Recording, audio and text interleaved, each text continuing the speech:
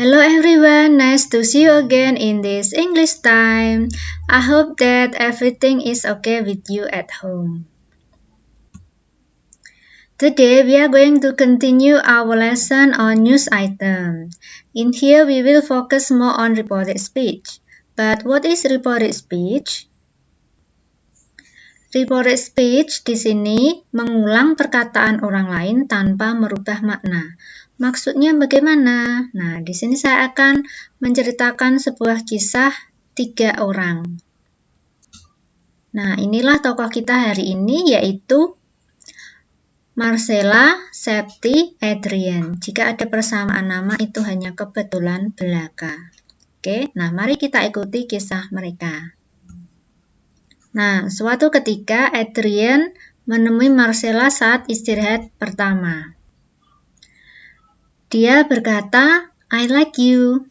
Really? Nah, selanjutnya di sini ternyata ada Septi. Septi ini melihat, loh mereka kok berdua-duaan itu ngapain ya? Jadi ingin tahu dan bertanya, what did he say? Apa yang dia bilang? Nah, Marcella menjawab, Adrian said that he liked me. Nah, di sini kalimat I like you dari Adrian disebut direct speech karena dia mengatakan langsung kepada Marcella.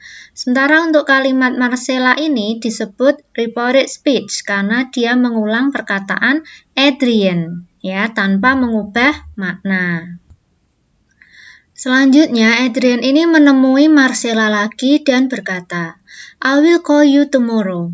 Oke, nah ini Septi melihat lagi, mereka berdua-duaan dari tadi itu ngapain ya, jadi ingin tahu. Nah, what did he say? Tadi dia ngomong apa? Nah, Marcella menjawab, Adrian said that he would call me the next day. Nah, sekali lagi, kalimat Adrian ini disebut direct speech karena dia bilang langsung ke Marcella. Sementara kalimatnya Marcella disebut reported speech karena dia mengulang perkataan Adrian tanpa mengubah makna.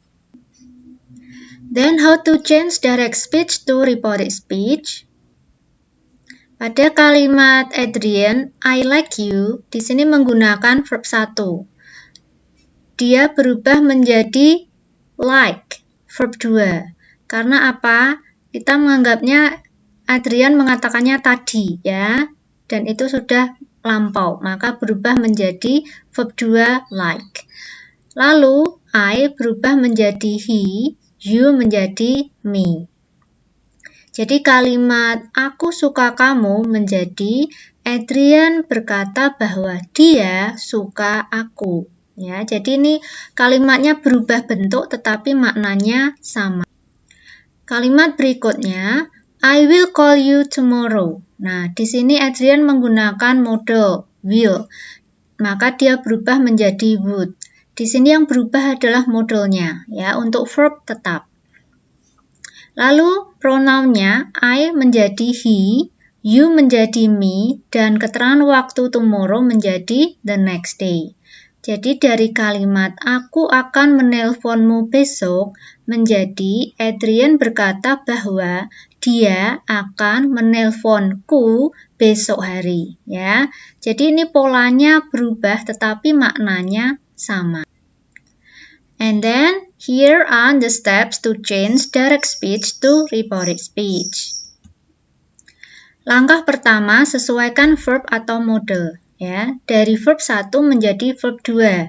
Do menjadi did, go menjadi went, dan seterusnya. Bila menggunakan be, maka juga berubah. Am, is menjadi was, are menjadi were. Bila menggunakan modal, dia berubah ke bentuk keduanya. Will menjadi would, can menjadi could, may menjadi might, must menjadi had to. Kecuali untuk should tetap tidak berubah. Langkah kedua, sesuaikan pronouns. Nah, ini kalian harus teliti ya, karena jika pronounnya tidak tepat, maka akan merubah makna. Langkah ketiga, sesuaikan keterangan waktu. Now menjadi then, today menjadi that day, dan seterusnya. Untuk yang 2 ini walaupun bukan keterangan waktu, tapi saya taruh di sini ya, karena hanya 2 ya. This menjadi that, here menjadi there. Okay, now let's practice. Change the direct speech into reported speech. Nah, di sini ada 5 nomor, silahkan kalian ubah menjadi reported speech. Ikuti ketiga langkah tadi ya. Okay, now let's check for your answers. Untuk nomor 1, di sini ada are, maka dia berubah menjadi were. Nomor 2, am menjadi was. I menjadi he, karena he dia mengacu pada aji. Berikutnya, can menjadi could, ya, untuk kata kerja tetap. Lalu I menjadi she, karena dia Novi, ya, mengacu pada Novi.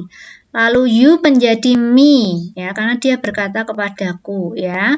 Next, tonight menjadi that night. Nomor 4, should di sini tidak berubah, tetap should. Dan you menjadi I, karena dia menjelaskannya kepadaku, ya, jadi aku. This menjadi that. Nomor 5, will menjadi would. Dan you menjadi we. Nah, mungkin kalian heran loh, nomor 4 you menjadi I, kok nomor 5 you menjadi we. Nah, karena di sini guru ini mengatakannya kepada para siswa, ya. Jadi you artinya kalian, maka berubah menjadi we, kita.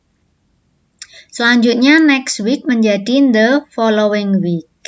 Bagaimana? Mudah kan? Nah, mungkin kalian bertanya, kita kan membahas tentang news item, kenapa kita harus belajar reported speech? Masih ingat ya tentang the structure of news item? Nah, ini ya, ada headline, ada newsworthy event, ada background events, ada sources. Nah, reported speech ini terkait dengan bagian sources, yaitu komentar dari para narasumber. Jadi tidak melulu menggunakan direct speech, tetapi kadang juga menggunakan reported speech. Bagaimanakah contohnya? Nah, perhatikan pada berita ini ya. Nah, bagian narasumber ini. Nah, narasumber ini stated that, menjelaskan bahwa. Nah, di sini menggunakan reported speech.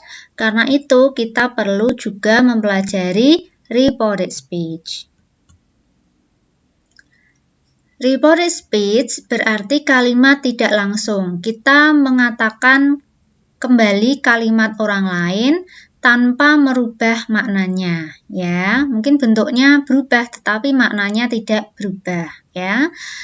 Untuk reported speech ini kalian harus teliti, ya, harus teliti saat mengubah verb, saat mengubah pronoun maupun mengubah keterangan waktunya. Oke? Nah, very easy, right?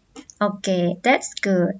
So, that's our lesson for today. Then I'll see you again next time. Goodbye.